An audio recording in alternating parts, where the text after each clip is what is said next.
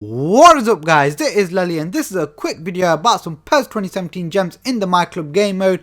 First of all, if you haven't got the PES Universe option file, I highly recommend that you go download that, because when I bid on some scouts for some lower clubs, so you won't know exactly who they are unless you actually have the PES Universe option file. Otherwise, if you try doing it without that, it will be a lot harder to find them club scouts that I'm gonna show you in the video a bit later on. So first of all, before we go into any gems, I'm going to give you two tips. The first one was one from one of my good friends that you've seen me streaming with, and one of the best gems also comes from him as well. So a big massive thank you to, let's just call him Carlos Queiroz, because he does find the best players as well. I'll have to give him that. I might have to edit that out because this guy's just going to get the biggest pair of balls when I say that as well. But anyway lads, first tip is, if you get a 4-star left midfield agent, I would recommend that you look at these players here as what, 10-11 goal balls, and I wouldn't recommend spending another 4-star agent on any of these players. So the best thing to do is get a 2-star Congo DR scout, and it's only a few thousand GP. So if you do that, you'll guarantee yourself a Yannick Bolasie. I mean, I don't expect this guy to be a silver ball player. He's got all the right attributes apart from one, which is actually keeping him from being a gold ball player. And when Konami update their game in January, February like they usually do, I expect this one stat to be increased, which will then turn him into a gold ball player and might drive his price up a little bit by then. But I'd definitely say that you can see he can play left mid, right mid and left wing.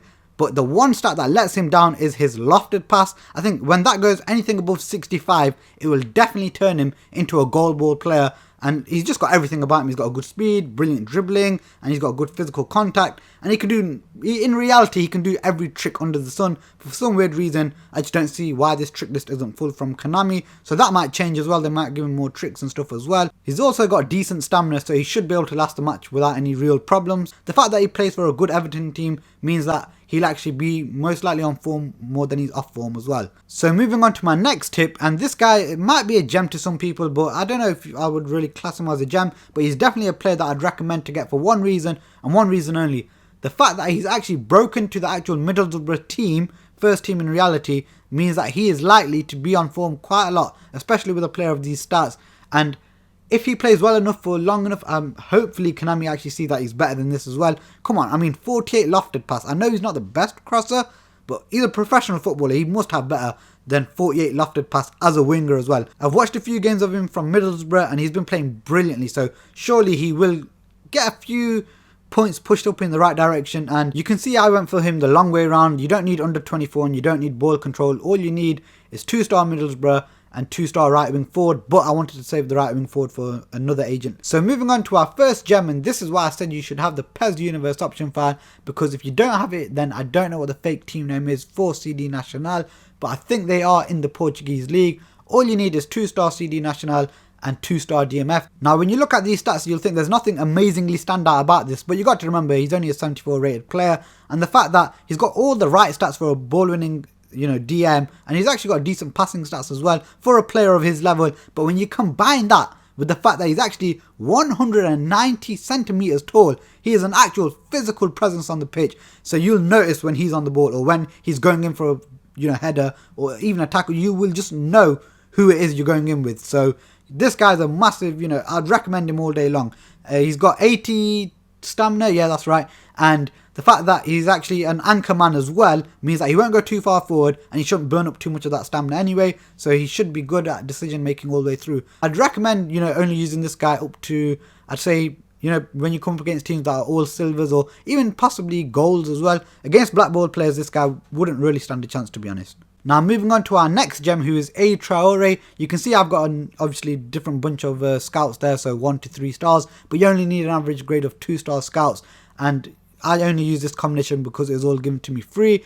But lads, this guy I think can compete against pretty much anywhere up to an all gold ball team, because at left back, this guy is not the best at ball winning and whatnot, but just the fact that he's so quick and so strong, and he's actually decent in the air for a wing back as well. You won't see many wing backs that actually have 80 plus for jumps, so he shouldn't really let you down when it comes to trying to defend them headers.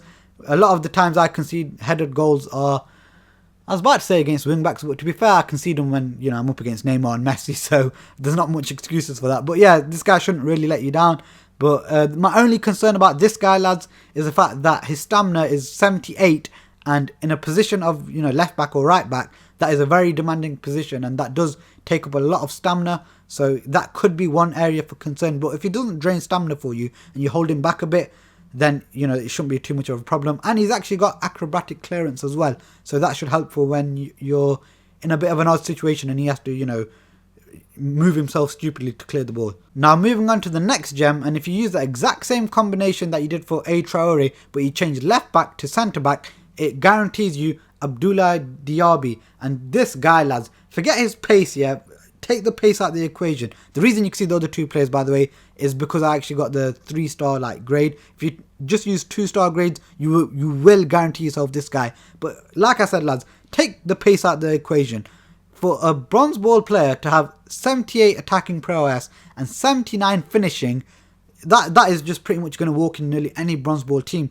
Throw in the fact that he's actually got 90 speed and 90 explosive power, then he's going to be one of your best players anyway. And he's decent in the air with 79 jump, but not exactly the best header. But in PES, you don't need to actually have the best header. We know how headers work in this game. He's not a player that I'd say you have to take off for stamina, because his stamina is 82, so he should comfortably last the whole match as well. My final word on this player, lads, is he'll easily be able to play against silver ball teams. He even should be able to mix it up with some gold ball players, but I wouldn't recommend using him against the higher gold ball teams. So moving on to our next gem, and again, lads, you only need 2-star scouts to get this player as well, is Alexandrov. And lads, the reason I recommend this player is not the fact that he's just got bags of pace, but he is very versatile. Left mid, left wing, right wing, very comfortable, fully established in them positions.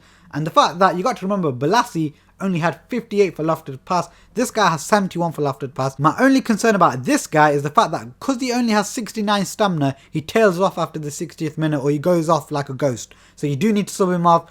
And this is where I've got you guys covered, because we have a super sub in Szymanowski.